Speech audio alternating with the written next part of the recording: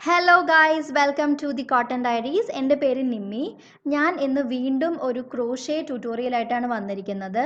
ഇതിനു വേണ്ടി ഞാൻ ഓൾറെഡി ഒരു 10 ചെയിൻ സ്റ്റിച്ചസ് ചെയ്ത് വെച്ചിട്ടുണ്ട്, അതായത് ഫൗണ്ടേഷൻ ചെയിൻ.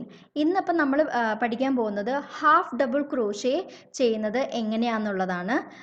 അപ്പോൾ അതിനു വേണ്ടി ഞാൻ നേരത്തെ പറഞ്ഞ പോലെ ഒരു 10 ചെയിൻസ് നമുക്ക് ഫൗണ്ടേഷൻ ചെയിൻ എപ്പോഴും വേണം, അത് ചെയ്ത് വെച്ചിട്ടുണ്ട്.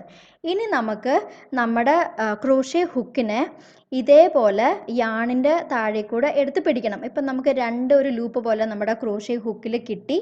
ഇനി നമുക്ക് ലാസ്റ്റ് ചെയിൻ സ്റ്റിച്ചിലല്ല, സെക്കൻഡ് ലാസ്റ്റ് ചെയിനിൻ്റെ അകത്തേ കൂടെ നമ്മുടെ ഹുക്കിനെ പുറത്തേക്ക് എടുക്കണം. അപ്പോൾ വീണ്ടും നമുക്ക് 1 2 and 3 ലൂപ്സ് നമുക്ക് ഇതുപോലെ കിട്ടി.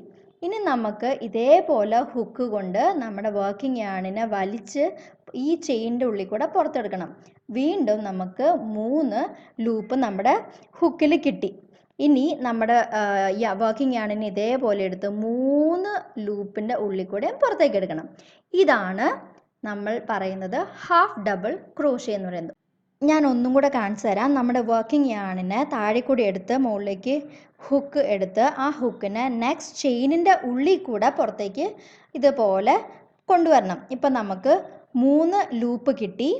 ഇനി നമുക്ക് വർക്കിംഗ് യാണിനെ ഇതേപോലെ എടുത്ത് ചെയിനിൻ്റെ ഉള്ളിൽ നിന്ന് പുറത്തേക്ക്, ചെയിൻ സ്റ്റിച്ചിൻ്റെ ഉള്ളിൽ കൂടെ മാത്രം പുറത്തേക്ക് എടുക്കണം. അപ്പോൾ വീണ്ടും 3 ലൂപ്പ് നമുക്ക് കിട്ടും. ഇനി നമുക്ക് വർക്കിംഗ് യാണിനെ ഇതേപോലെ എടുത്ത് ആ 3 ലൂപ്പിൻ്റെയും ഉള്ളിൽ കൂടെ പുറത്തേക്ക് എടുക്കണം.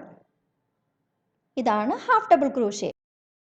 അപ്പോൾ ഞാൻ എപ്പോഴും പറയാറുള്ള പോലെ നിങ്ങൾക്ക് ഈ വീഡിയോ ഇഷ്ടപ്പെട്ടു അല്ലെങ്കിൽ ഹെൽപ്ഫുൾ ആയി എന്ന് തോന്നുകയാണെന്നുണ്ടെങ്കിൽ ഈ വീഡിയോ ലൈക്ക് ചെയ്യാൻ മറക്കരുത്. അതുപോലെ തന്നെ ഈ ചാനൽ സബ്സ്ക്രൈബ് ചെയ്യാനും മറക്കരുത്. Thank you so much for watching.